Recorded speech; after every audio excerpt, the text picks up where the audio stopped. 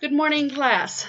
It is Tuesday, and we do not have face-to-face class, but we are going to have video class. I am breaking up our lecture into 3 different segments, which you will listen to, and I will put the pictures up to watch as I am taping. For your attendance, you will watch the segments and then you will write for me 2 multiple choice questions as if you were the instructor. You will write the question, then you will do A, B, C, D, and you will write me 3 incorrect answers and 1 correct answer. I want these to be good questions, 2 questions, one from one of the sections, one from one of the other sections. I'm going to be putting together about 3 sections for you for today. You will put those 2 questions together, email them to me, and once I get those with your name on them, I will mark you as attended for today. Thank you. I am going to start now with George Washington elected. The last thing that we had covered in our material was the first 12 amendments, of which 10 became the Bill of Rights, and one of them, 250 some years later, came in as number 27, which is our last amendment to the Constitution. I had asked you to please read them over numerous times because I would like you to know the Bill of Rights. You have also watched the movie on the first 10 amendments named on the Constitution. George Washington elected. Washington was the esteemed war hero. He was unanimously drafted as president by the Electoral College in 1789, the only presidential nominee ever to be honored by unanimity. He stood 6 foot 2 inches and weighed 175 pounds. He was 57 years old when he became president. He had pockmarks on his face because he was a smallpox survivor. He did not in any way angle for this exalted office, but his name and fame made him an indispensable man. Balanced rather than brilliant, he commanded men by strength of character rather than the arts of the politician. Washington, while being a strong man, suffered from recurrent malaria. A cold but able New Englander, John Adams, was sworn in as vice president. And I have some pictures here of the inauguration. Here we have Washington swearing in on the Bible, and right next to him, here at his side, is John Adams. Another artist's conception with the swearing in taking place out on a balcony, and Washington is swearing in, and Adams is standing over here. Another artist's version, Washington with his hand on the Bible and Adams right here at his side. From that exact painting, we have a stamp that has been created. Washington once again on the patio with Adams behind him. Another one of Washington on a patio with the crowds down below. And Washington giving his first inaugural address. This artist does not have him giving it to the crowds, but an indoor squeltered audience.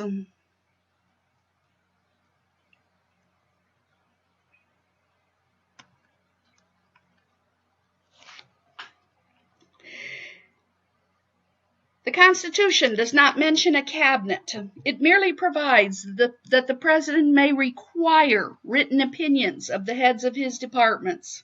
But the system proved so cumbersome, the President thus secured an invaluable body of special advisors, along with numerous other features not specifically authorized. The cabinet has become an integral part of the unwritten Constitution. At first, there were only 3 full-fledged department heads under the President.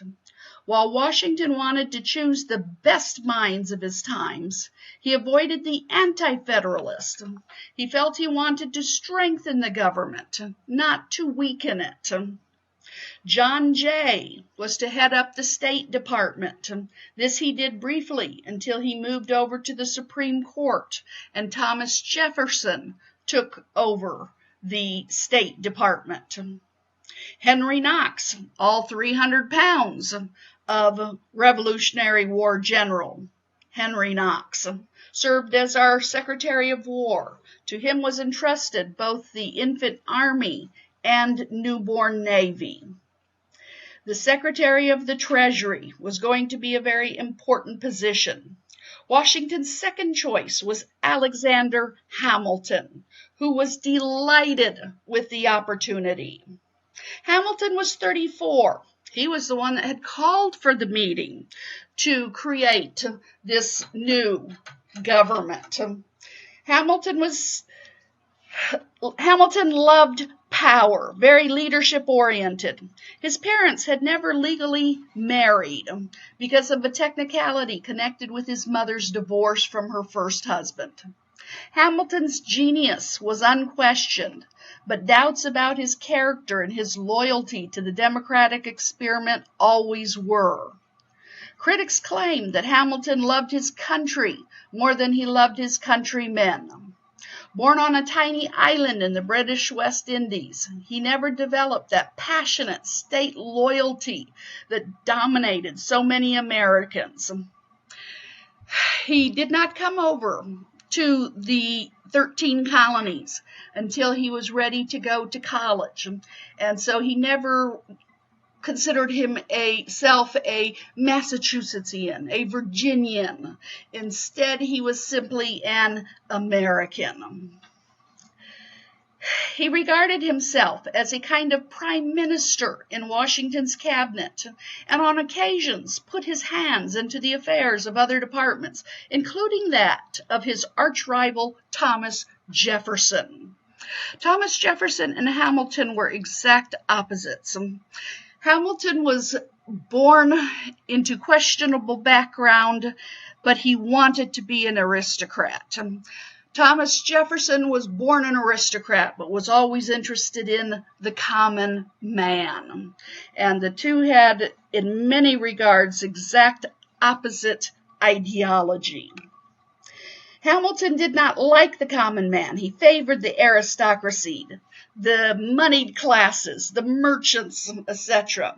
The masses are asses, it is acclaimed that he said. Whether he actually said it or not, it does typify his thinking. He was more concerned with winning over the moneyed classes, and he felt that the natural aristocracy of the well-to-do were best suited to rule. The most pressing problem now facing the Treasury was how to obtain money for the running of the government, and Hamilton introduced a tariff bill in July of 1789. This was the new government's first source of income, and it taxed certain imports at 8.5%. We hadn't liked import duties and taxes from the British government, so under the Articles, the government could only ask the states for money. They only ever got a quarter of the amount of money they needed to run. So now, under this new government, under the Constitution, the government could require taxes. And the first thing we do is create import taxes. You cannot have a country, you cannot have a government without taxes. In 1792, it was a bad year financially for the new nation. Europe had had excellent crops and did not need American farm products. Spain still continued to contest the Florida border and so refused to open it up at New Orleans to allow American shipping out. England still had troops out in the West because we hadn't paid off our pre-Revolutionary War debts.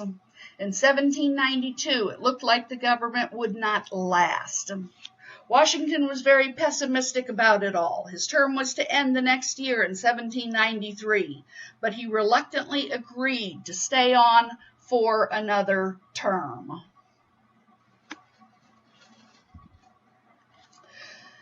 Washington was chosen once again unanimously for a second term. Vice President Adams was almost upset by Republican candidate Clinton. This is the same Clinton who will later run as vice president under two different presidents. And here we have a picture of artist conception of the second inauguration of George Washington, once again in New York.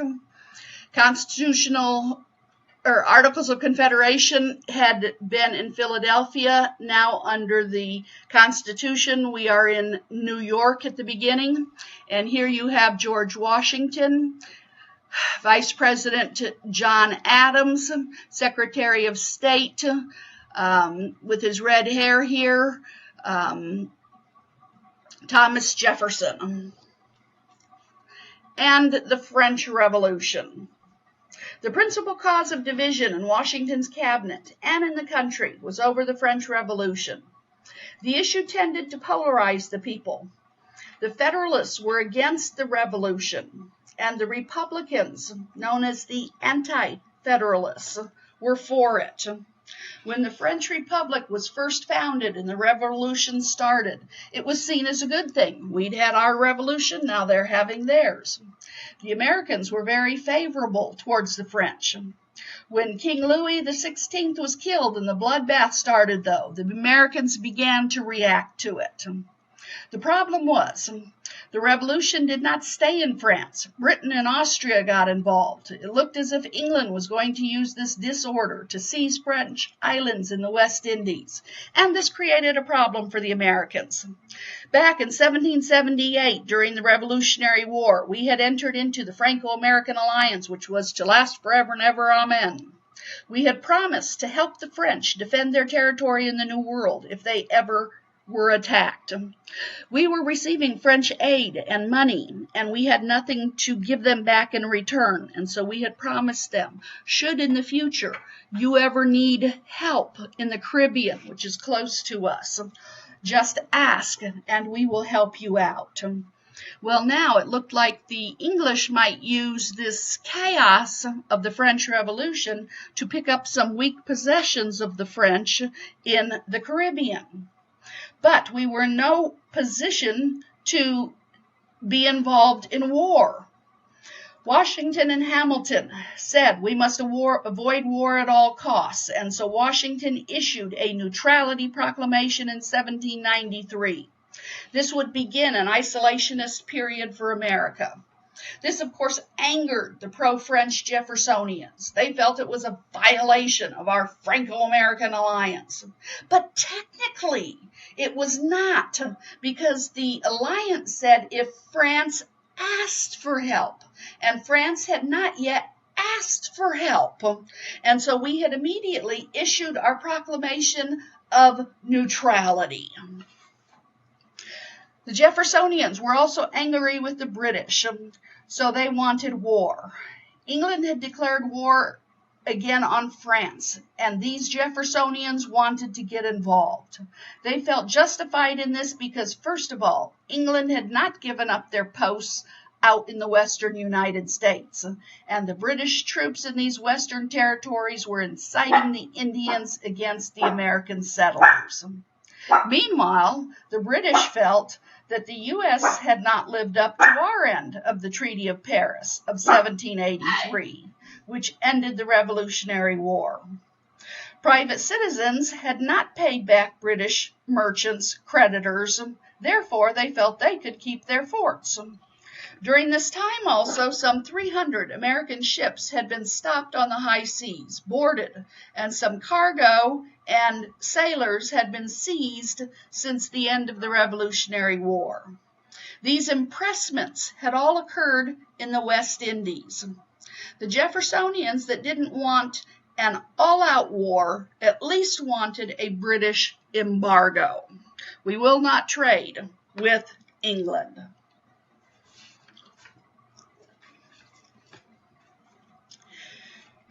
Washington sent John Jay to London to try and avoid war. Jay was a Federalist. A treaty was arrived at in 1794 known as the Jay's Treaty. The British agreed to evacuate all posts on U.S. soil, and the British consented to pay damages for seizures on American ships. So stuff we took off your ships over the past couple of years, we will pay you back for. The U.S. in return would remain neutral and not aid France. And the U.S. would pay the pre-Revolutionary War debts back to British merchants. This kept peace for a while, but outraged the Jeffersonians in the South. Why so? It was the South that owed most of the pre-Revolutionary War debt, while practically all of the American shipping came from the North. So the South would be making payments to England, while the North would be receiving reparation payments from England. But Washington realized that without this agreement, war was a certainty. He therefore stood firmly behind it, and this created the first open hostility toward Washington. Both he and John Jay were hung in effigy. The treaty barely passes through Congress. Well, the treaty has great importance in that without the Jay Treaty, the Pinckney Treaty would never have passed. The U.S.-English alliance now alarms Spain into better relations with the U.S. Well, how does that happen? The greatest empire still in the world at this time is the British Empire. And the closer that the U.S. gets with the English, the stronger we become in world perception. And so as we chummy up with England, Spain begins to realize, hey, maybe we better deal a little more carefully with the U.S. Pinckney is sent to work out this treaty with Spain, and it is concluded in 1795. And virtually everything that the Americans demanded, we receive. At long last, Spain grants free navigation of the Mississippi River. So we can float out the Ohio River, down the Mississippi River, and instead of stopping here once we hit Spanish Florida, they will allow us to come through Louisiana, deposit goods at New Orleans, to then be shipped to all parts of the world. And secondly, that disputed territory between Florida and Georgia, we had claimed it. Spain had claimed it. They now say that whole territory goes to the U.S. You may have it.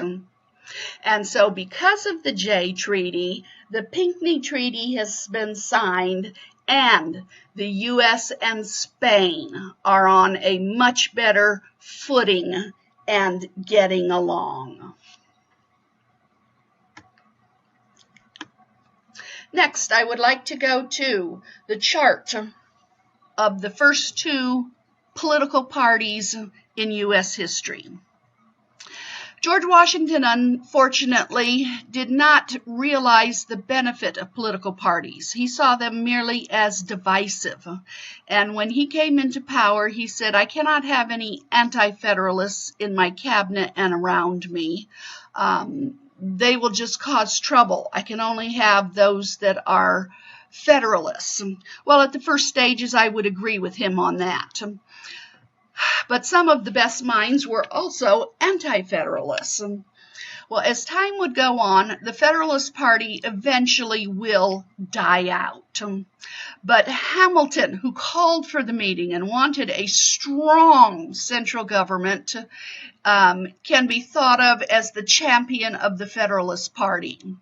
And Thomas Jefferson, while not being there at this convention, his mindset can be thought of as representing the anti-federalists.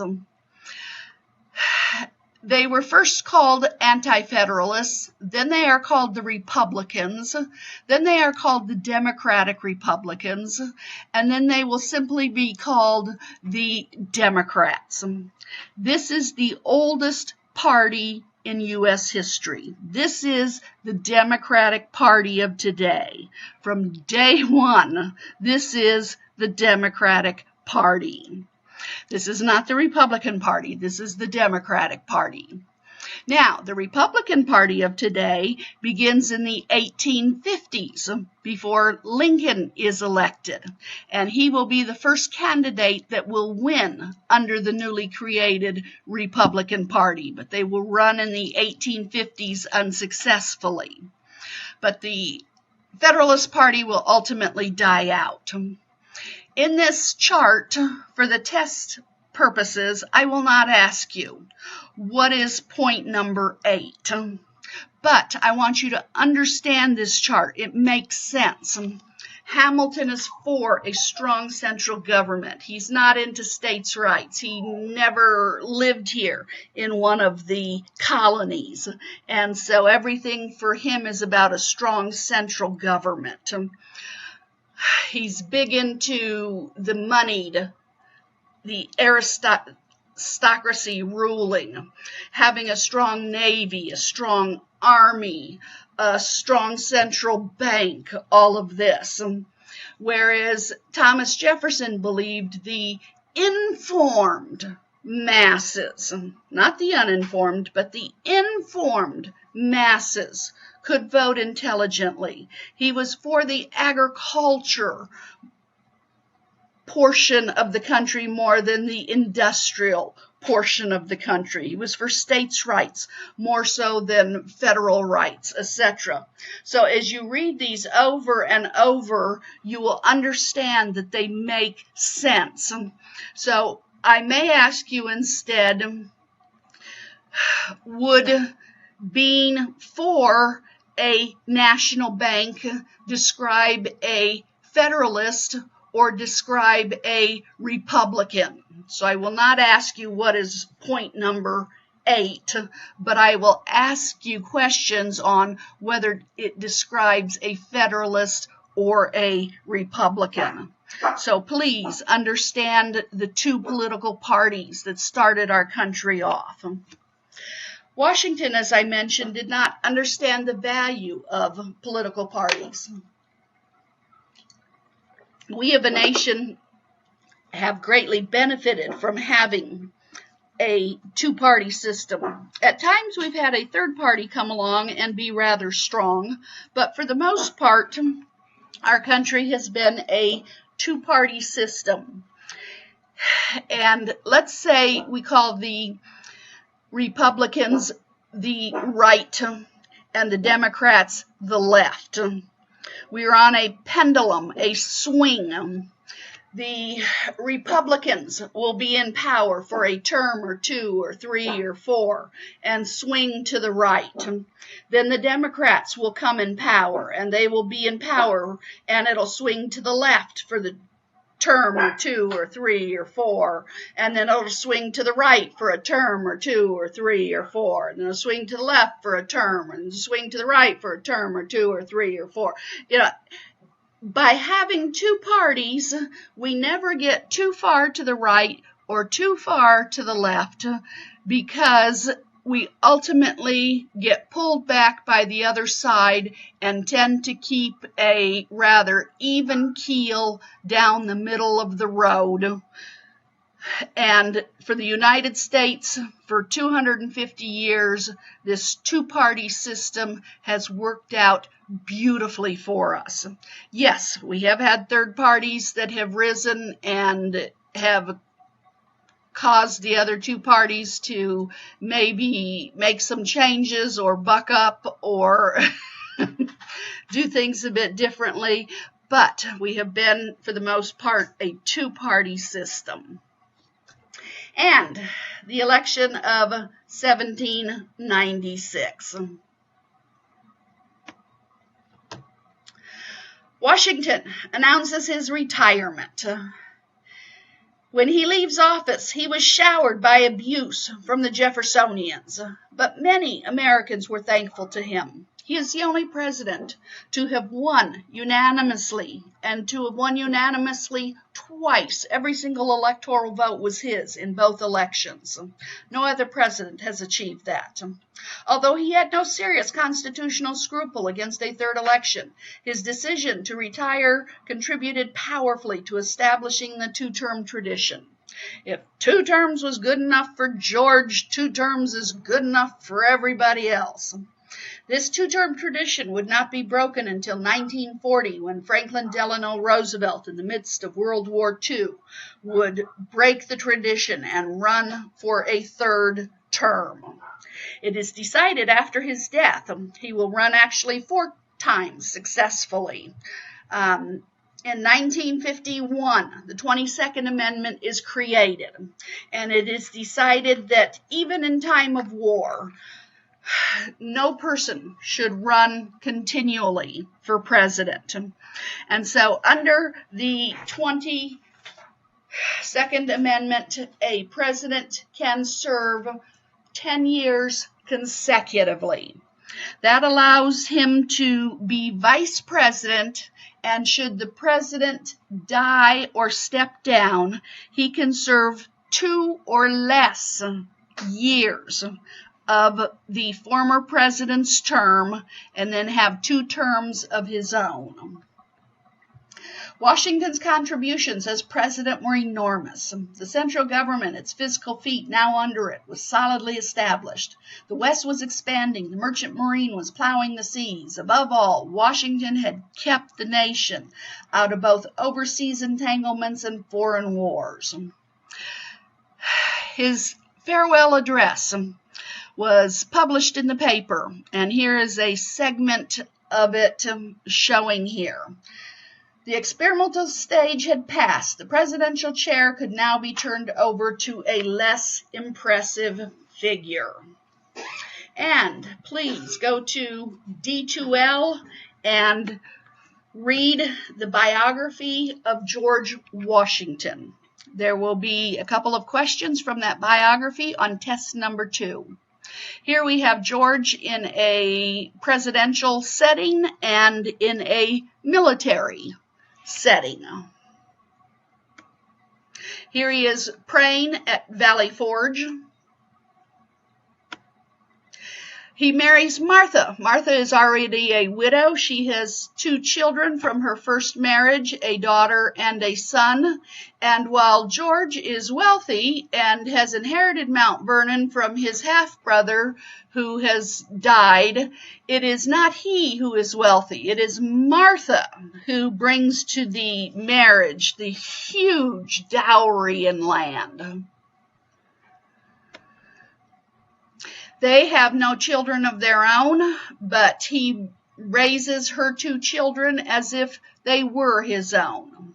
In many of these family paintings, they show young children, yet they show Martha and George as still being elderly, so I can only assume that these are probably grandchildren.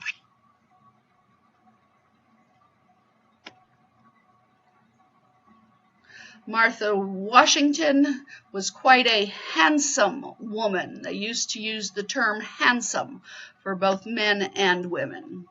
And the estate of Mount Vernon, the home place, it backed up right onto the banks of the Potomac River. The kitchen would have been here in this, right here in this side building. You did not have the kitchen in the house. The last thing you wanted was the main house to burn down. He loved to entertain. Backside of Mount Vernon. Huge room downstairs. They could feed easily 100 or more people here, clear the tables, and then they could dance. He loved to dance. Very athletic man, very outdoors type of man. Kitchen, this would have been outside that next building over. Study type room, their bedroom, another parlor or study type room. Once again, like I said, very athletic man, loved to hunt, do anything like that. This painting of a painting. I love this. Here you have the painter, and Washington is sitting for his painting, and who is sitting right next to the painter giving him advice but Martha. Now, make sure you get that just right there, sir. Washington's death. Unfortunately, were it today, he never would have died from a sore throat.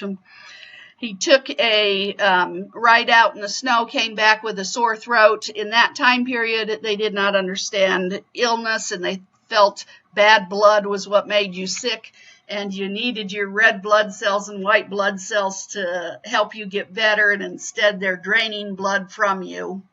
His throat infection was a very virulent one, and the infection was so bad that his trachea swelled shut, and he literally strangled to death. He could not breathe. That is how bad the throat infection was.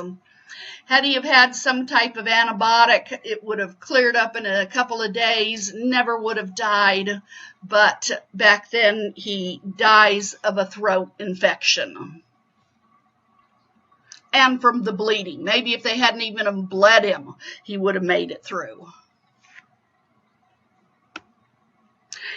When I visited years ago, he and Martha were buried in this tomb on the property. Since then, they have taken their caskets out of this tomb, and they have created a new tomb, much grander, and their caskets are now in these mausoleums, and they have the monoliths. I think that's what this, like the Washington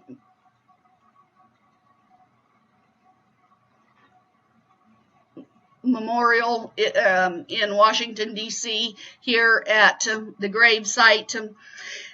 Many people come to Washington's gravesite at Mount Vernon, and here you have Prince Charles and Camilla coming to pay their respects.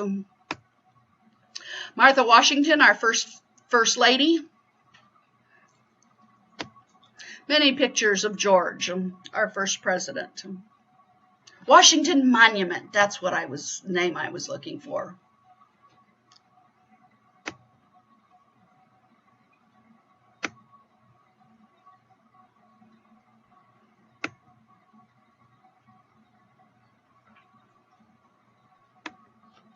And we will begin the next election for the second segment. Thank you so much.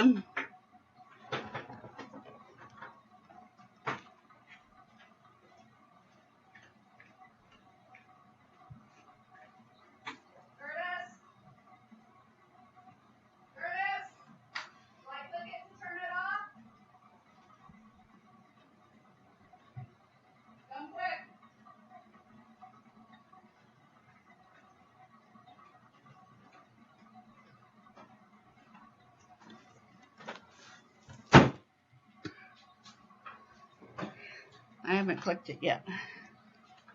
You could have clicked it. Well, I didn't.